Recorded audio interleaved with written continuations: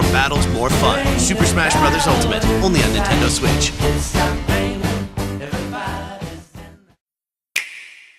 Ha! Gotcha! It's Anime Origins. Anime is inspiring because it tells stories that we can all relate to.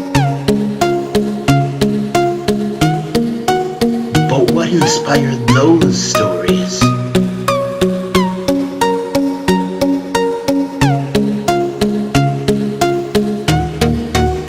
Would you like to find out?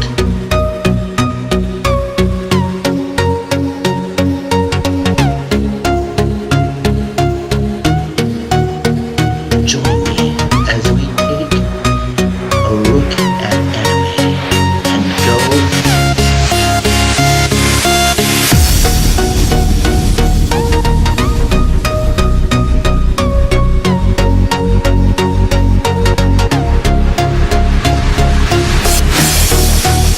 all the way back.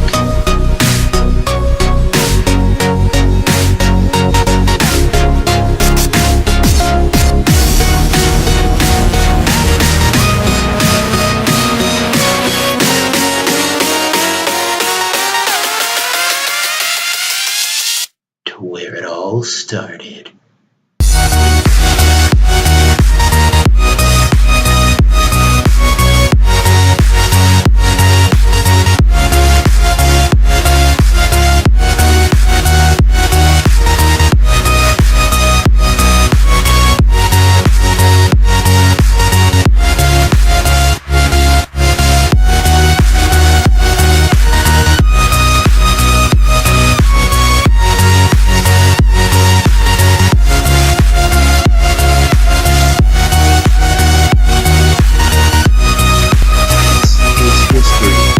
This is mythology.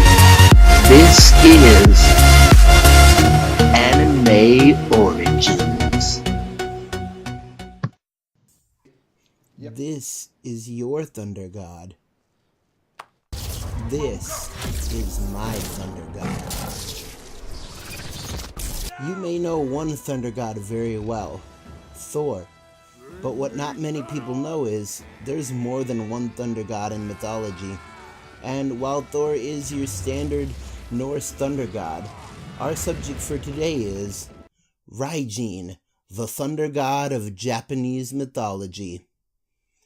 We're going to split this origin into the three usual sections: the backstory, the legend, and the influences. Ladies and gentlemen, it's time to take anime all the way back to the very beginning. The backstory. Raijin is a god of lightning, thunder, and storms in the Shinto religion and in Japanese mythology. His name is of Chinese origin, called Laishin, and contains the kanji characters for Rai and Shin, which mean thunder and god. He is typically depicted as a demon-looking spirit beating drums to create thunder, usually with the 3 Tomoe-Magatama symbol drawn on the drums. In modern media, he's usually shown to be a monk wearing a large straw hat, which in most cultures was used to keep out rain. Now, for a short history, Tomoe is the Japanese word for kama. Now, the Magatama symbol that appears on the drums, the Magatama are curved, kama-shaped beads that appeared in prehistoric Japan from the final Jomon period through the Kofun period, approximately circa 1000 BCE to the 6th century of current times. The beads, also described as jewels, were made of primitive stone and earthen materials in the early period, but by the end of the Kofun period were made almost exclusively of jade. Magatama originally served as decorative jewelry, but by the end of the Kofun period functioned as ceremonial and religious objects. The Kojiki and Nihon Shoki, or Nihongi, the Chronicles of Japan, completed in the 8th century, have numerous references to Magatama. They appear in the first chapter of the Nihon Shoki, which largely describes the mythology of Japan, Susanoo, god of the sea and storms, received 500 Magatama from Tamanoya-no-Mikoto, or Ame-no-Futodama-no-Mikoto, the jewel-making deity. Susanoo went to heaven and presented them to his sister, the sun goddess Amaterasu. If you want to hear that story, check out my first Anime Origins video, Anime Origins Susanoo. Amaterasu bit off successive parts of the Magatama and blew them away to create other deities. Tamanoya-no-Mikoto remains the kami god of the Magatama, glasses, and cameras. In the legend, Amaterasu later shuts herself in a cave. Ama-no-Koyane-no-Mikoto hung Magatama among other objects on a 500-branch sakaki tree to successfully lure Amaterasu from the cave. The Yasakani-no-Magatama, string of jewels, became one of the 3 imperial regalia of Japan, and is also one of the attacks of Kizaru in One Piece.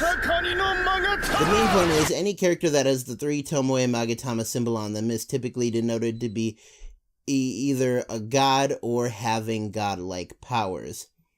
But enough about the Magatama symbol. Raijin is also known by the following names: Raiden-sama, which is the Master of Thunder and Lightning; Yakuza no Ikazuchi no Kami, or the 8th Thunder Spirit; Kaminari-sama, the Thunder Master;